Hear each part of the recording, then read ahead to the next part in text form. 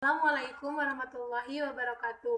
Perkenalkan, nama saya Anissa Rusmania, NIM saya 19070046.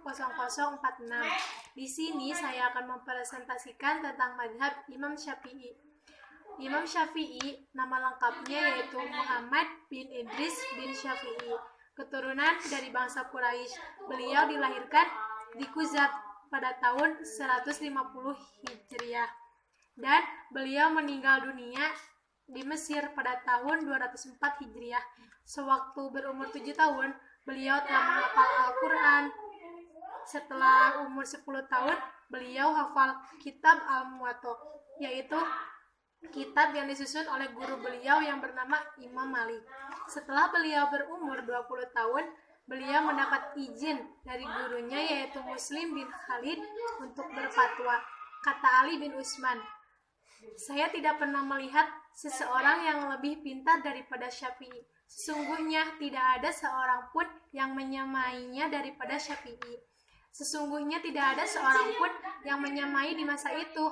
Ia pintar dalam segala pengetahuan, sehingga bila ia melontarkan anak panah, dapat dijamin 90% akan mengenai sasarannya." Ketika umur 20 tahun, beliau pergi ke Madinah karena mendengar kabar tentang Imam Malik yang begitu terkenalnya sebagai seorang ulama besar dalam ilmu hadis dan fikih. Di sana beliau belajar kepada Imam Malik. Kemudian beliau pergi ke Irak. Di sana bergaul dengan sahabat-sahabat Imam Abu Hanifah. Beliau terus ke Parsi dan ke beberapa negara lain. Kira-kira 2 tahun lamanya beliau dalam perjalanan ini. Dalam perjalanan ke negeri-negeri itu, bertambahlah pengetahuan beliau tentang keadaan penghidupan dan tabiat manusia. Misalnya, keadaan yang menimbulkan perbedaan adat, adab, dan akhlak. Sangat peristiwa-peristiwa yang akan beliau yang beliau hadapi. Kemudian beliau meminta oleh Harun ar-Rasyid supaya tetap tinggal di Baghdad. Setelah menetap di Baghdad, di sanalah beliau menyiarkan agama dan pendapat-pendapat beliau diterima oleh segala lapisan. Beliau bergaul baik dengan rakyat maupun dengan pemerintah, bertukar pemikiran dengan ulama-ulama, terutama dengan para sahabat-sahabat Imam Abu Hanifah. Sehingga dengan pergaulan dan pertukaran pikiran, beliau dapat menyusun pendapat Qadim, yaitu pendapat yang pertama. Kemudian beliau kembali ke Mekah hingga tahun 1908 Hijriah. Pada tahun itu, beliau pergi ke Mesir. Di sana beliau menyusun pendapat beliau yang baru, yaitu Qaulul Jadid. Kata-kata Syafi'i yang sangat perlu diperhatikan, terutama bagi ulama yang mendukung dan mengikuti mazhab Syafi'i, ialah apabila hadis itu sah, itulah mazhabku, dan buanglah perkataan yang timbul dari ijtihadku. Penganut mazhab Imam Syafi'i yang terbanyak ialah di Mesir, Yaman, dan Mekah, dan juga Indonesia. Cukup sekian yang dapat saya sampaikan tentang mazhab Imam Syafi'i. Mohon maaf bila ada kata-kata salah. Mohon dimaklumi. Wassalamualaikum warahmatullahi wabarakatuh. Bismillahirrahmanirrahim. Assalamualaikum warahmatullahi wabarakatuh. Perkenalkan, nama saya Siti Hindun, NIM 19070103. Di sini saya akan menjelaskan tentang dasar-dasar mazhab Syafi'i. Dasar-dasar mazhab Syafi'i dapat dilihat dalam kitab Usul Fiqih, Ar-Risalah, dan kitab Fiqh Al-Um. Di dalam buku-buku tersebut, Imam Syafi'i menjelaskan kerangka dan prinsip mazhabnya serta beberapa contoh merumuskan hukum far'iyah yang bersifat cabang. Dasar-dasar mazhab yang pokok lain berpegang pada hal-hal berikut. Yang pertama yaitu Al-Quran. Tafsir secara lahiriah selama tidak ada yang menegaskan bahwa yang dimaksud bukan nilai lahiriah. Imam Syafi'i pertama sekali selalu mencari alasannya dari Al-Quran dan menetapkan hukum Islam. Yang kedua yaitu sunnah atau dari Rasulullah SAW, kemudian digunakan jika tidak ditemukan rujukan dari Al-Quran. Imam Syafi'i sangat kuat pembelaannya terhadap sunnah sehingga dijuluki Nasir as-Sunnah atau pembela sunnah Nabi. Yang ketiga yaitu ijma atau kesepakatan para sahabat Nabi yang tidak terdapat perbedaan pendapat dalam suatu masalah.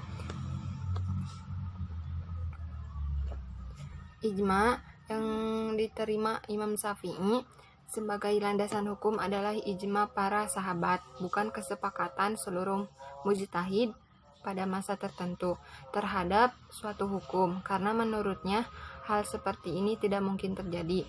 Yang selanjutnya yaitu qiyas, yang di dalam ar-risalah disebut sebagai ijtihad. Apabila dalam ijma tidak juga ditemukan hukumnya, akan tetapi Imam Syafi'i menolak dasar istihsan dan istihsan sebagai salah satu cara menetapkan hukum Islam. Imam Syafi'i merupakan salah satu pelopor di bidang usul fikih atas dasar karyanya yaitu Monumenta Risalah. Imam Syafi'i juga merupakan seorang mujtahid mutlak, imam sunnah, imam hadis, dan imam usul. Beliau adalah orang yang paling faqih dalam Al-Quran.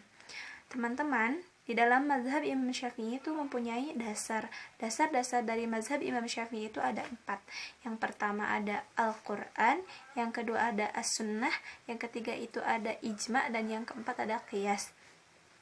Nah, di dalam dasar mazhab Imam Syafi'i itu tidak menolak atas ihtisan atau menganggap baik pada suatu masalah, tetapi juga sebagai dasarnya mazhab Imam Syafi'i itu menolak pada maslahah mursalah.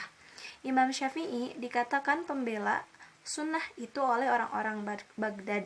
Di bidang fikih karyanya, Imam Syafi'i itu menciptakan atau mengarang sebuah kitab yang berjudul Al-Um atau lebih sering kita kenal dengan kata Jima'ul Ilmi.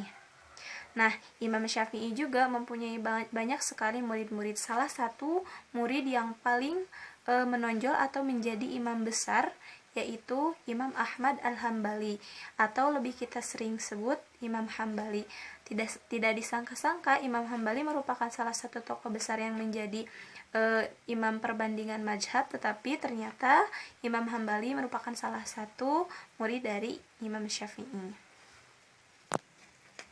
Nah, Imam Syafi'i pun bercita-cita dulunya itu ke Mesir karena untuk tujuan cita-citanya, tetapi pada kenyataannya pada saat Imam Syafi'i di Mesir, Imam Syafi'i mendamaikan dua mazhab sekaligus. Yang pertama itu mazhabnya Imam Maliki dan yang kedua itu mazhabnya Imam Hanafi. Nah, tidak akan saya bahas panjang mengenai itu. Kemudian dari mazhab Imam Syafi'i itu mempunyai ciri dan karakter. Yang pertama itu observasi induktif atau istiqro.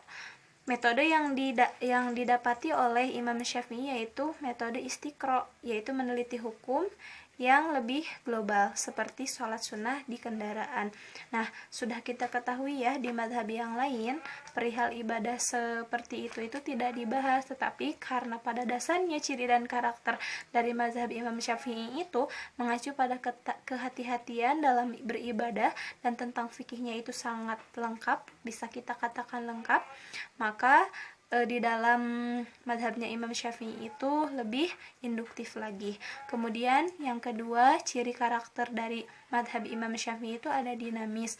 Disebutkan oleh salah satu waliullah Al-Dahlawi dalam kitabnya yaitu Hujjatullah Al-Balighah.